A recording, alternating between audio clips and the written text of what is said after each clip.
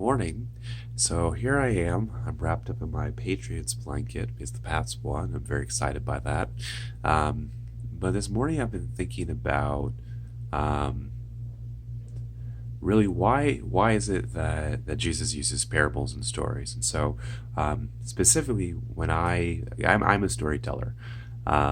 I've been telling stories my whole life. When I was a kid, I made my own toys. I made my own storylines to go with them, out of pipe cleaners or cardboard or whatever I could get my hands on.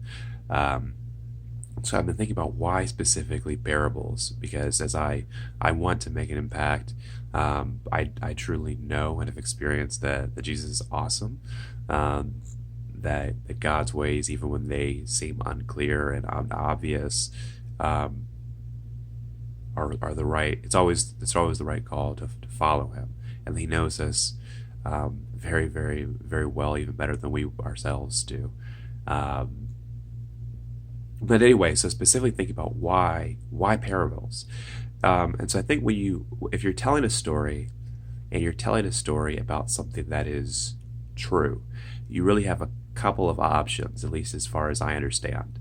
Um, the first is you can tell a historical recounting.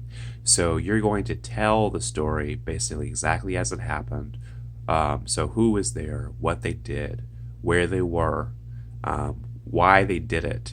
The why is probably going to be the hardest part for you to recount, because you're going to have your own biases. Like you can say that somebody did, so it's easier to say, um, I saw Sam walk down the street and buy cotton candy, um, but because you yourself are not, like, air quotes, objective, if you try to begin to speculate why I did it, there are always limits to that, of what's possible. Furthermore, there are limits as to you might not have seen the full thing, so those are two shortcomings. But in general, the focus of historical recounting is the actor themselves, the person who is doing stuff. So if we're talking about Napoleon, the focus is Napoleon. We want to draw attention to Napoleon. Um, it's to draw attention to who the person is. Um, Now, if you have some sort of other, reasons that you specifically don't want to read about Napoleon, you just won't read about Napoleon. That's just how it will go. Um, but that is a historical recounting. I personally love history. Not everyone does. I don't really understand why. I never have, but I love history. But not everyone does love history. Um, Next, we have the allegory, and so an allegory is different because in an allegory, each, or not necessarily each, but several of the characters are intended to directly resemble, um, real actors or real characters. So, for example, C.S. Lewis's book, The Chronicles of Narnia, that is I guess you could say it would be an allegory.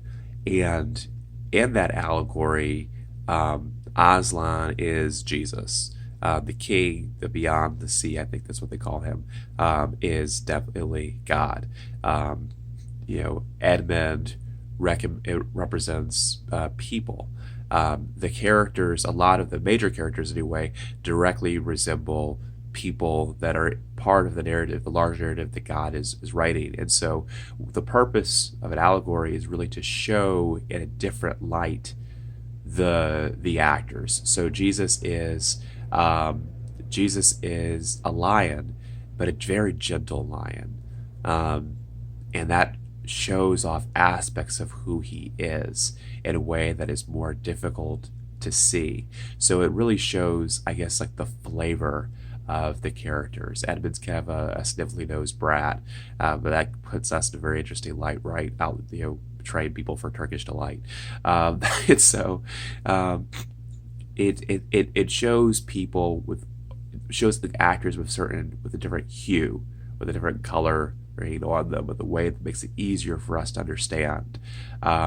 Because in when you're back at like telling a story as a history, you're limited by the actual facts and your knowledge of them.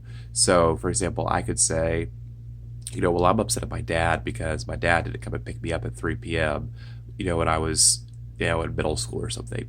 But I might not know that he had a flat tire, that somebody attempted to mug him, that he he had to go back and get his driver's license because take it back from like 12 gangbangers or something, like, and then he got there at 3:01. I could just have been upset with him, but I may not ever know those facts, and he may never have reason to tell me any of those. So you're reading something as a history, you feel you have a stake in it. You have a reason to be right. You have there are things that you hold on to more firmly than you do than in an allegory. An allegory is not intended to tell you the perfect history or perfectly what happened. It's designed to let you take a step back from the narrative that you have, in order to see something brighter, and specifically to be able to see the actors themselves and come to a better appreciation of them. Um, and then last is the parable. And this is the one that Christ favored. And so we also have to remember that Christ is talking, when he's preaching to the Jews. The disciples then preach to the Jews and also the Gentiles. The Gentiles would be anyone that isn't Jewish. And so Christ is already preaching to people who at least know who the actors are. When he says God, there's not any, at least at this point in the Jewish history, there's not any confusion about who he's referring to. If he says Israel, people, they know who he's referring to. None of this is confusing to them. So what Christ does instead is he tells parables. He shares via parable, and